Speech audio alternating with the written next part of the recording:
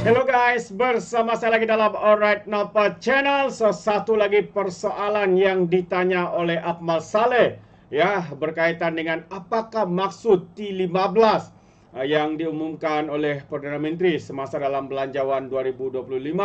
Dan kita tahu juga isu ini juga dimainkan oleh pembangkang seolah-olah mereka ini jago atau menjadi suara kepada golongan kaya raya, maha kaya dan sebagainya yang mempunyai pendapatan tinggi, dan mereka juga membuat provokasi, bertanya kepada Perdana Menteri kemarin, ya, katanya kenapa Rafizi bercakap lain, Menteri Kewangan II bercakap lain, Datuk Seri bercakap lain, sedangkan hakikatnya bahwa definisi sebenar T15 ini belum pun dimuktamadkan. Jadi hari ini sahabat semua, sekali lagi kita mau mendengar jawapan daripada YB Rafizi Ramli, ya, berkaitan dengan soalan yang dikemukakan oleh Akmal Saleh ini.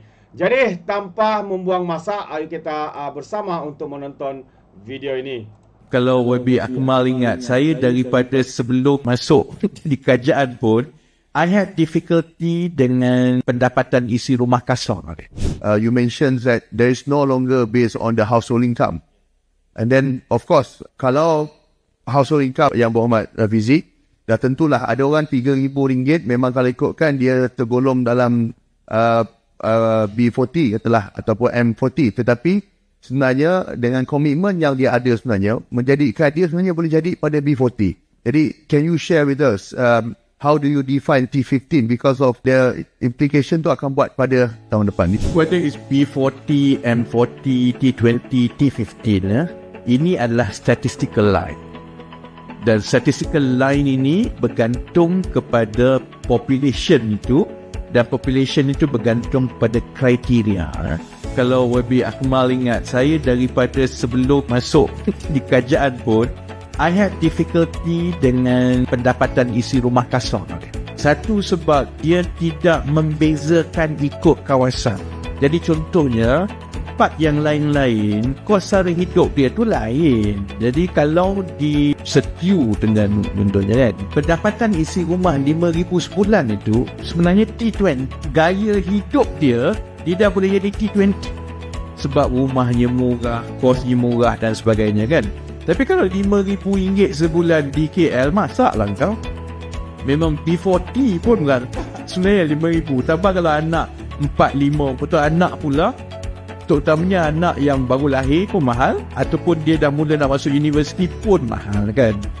Jadi konsepnya memang kita kena pergi kepada pendapatan isi rumah bersih.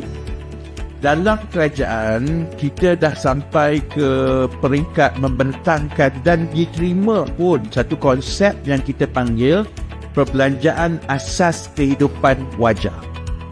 Mengikut daerah-daerah di seluruh Malaysia, kita ada kos berapa perbelanjaan asas untuk hidup wajar mengikut saiz isi rumah dan juga lokasi. Jadi mungkin kalau di Kota Baru harga perbelanjaan asas dia begini, kalau di Bandar Melaka lain dan sebagainya kan. Dia drag sedikit itu kerana pandangan yang berbeza mengenai penyasaran subsidi. Penyasaran subsidi RON 95 ini sesuatu yang kontroversial. Ramai orang tak setuju. Jadi sebab itu walaupun semua ni dah dibincangkan daripada tahun lepas, untuk kita dapat keputusan tu lambat. Jadi akhirnya dia telah dibuat keputusan. Akhirnya kabinet menerima bahawa yalah, walau macam mana kena maki pun, this has to be done because otherwise kita ada masalah, schools, hospital dan sebagainya. It cannot happen anymore kan.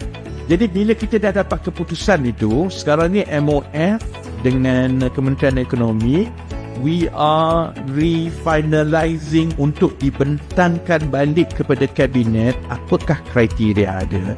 Dan kita kena tengok kepada the numbers. 8 bilion itu adalah jangkaan bahawa hampir 40% daripada subsidi sebenarnya dipakai oleh T20 dan juga orang asing. Ni T20 yang dululah yang mengikut pendapatan, iaitu yang jadi kontroversi tu kan. Itu anggaran that the volume 40% of RON 95 itu sebenarnya dipakai oleh golongan T20 ke atas lah. Bila kita tamatkan, this is what Kementerian Ekonomi has in mind. Satu, dia mesti berdasarkan perbelanjaan asas kehidupan wajar di kawasan itu. Maksudnya hanya keluarga yang pendapatan isi rumahnya itu melebihi perbelanjaan asas kehidupan wajar.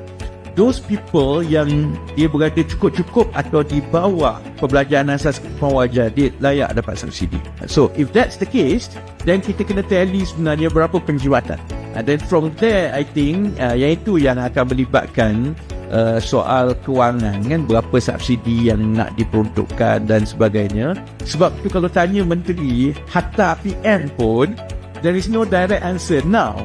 Conceptually, kita nak pastikan bahawa semua yang berada di dalam band di bawah perbelanjaan asas kehidupan wajar. So, for example, untuk keluarga, katakanlah keluarga 4 orang, dipandanglah ke perbelanjaan asas kehidupan wajar dia tu campur-campur, katakanlah I can't remember on top of my head, katakanlah 5,000 lebih, campur rumah ni semua anak 2 orang 5,000 lebih, kan.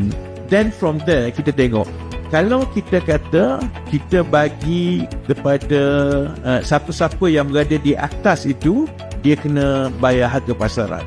Dan kita tengok sebenarnya berapa kos kepada kerajaan daripada the final subsidi. Tapi kalau kita tengok sebenarnya, kita boleh push lagi ke atas.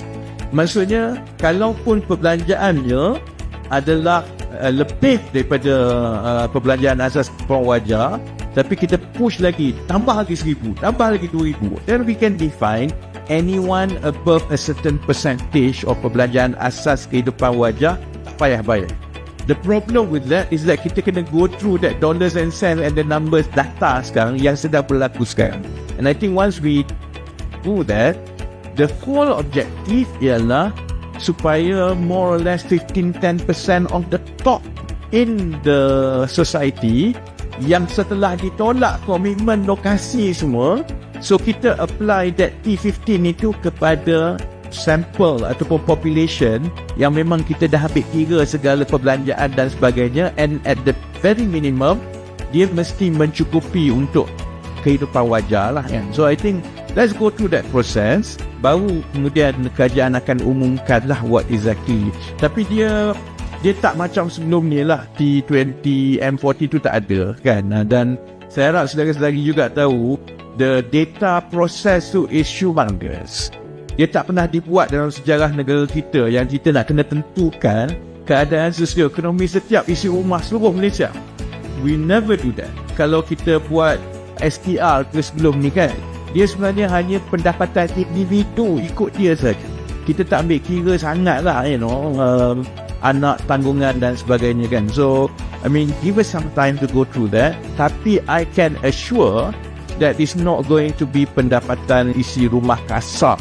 Dia akan mengambil kira anak, lokasi, tanggungan, rumah, semua, kenderaan dan sebagainya. Terbaik, itu dia jawapan padu daripada YB Rafizi Ramli.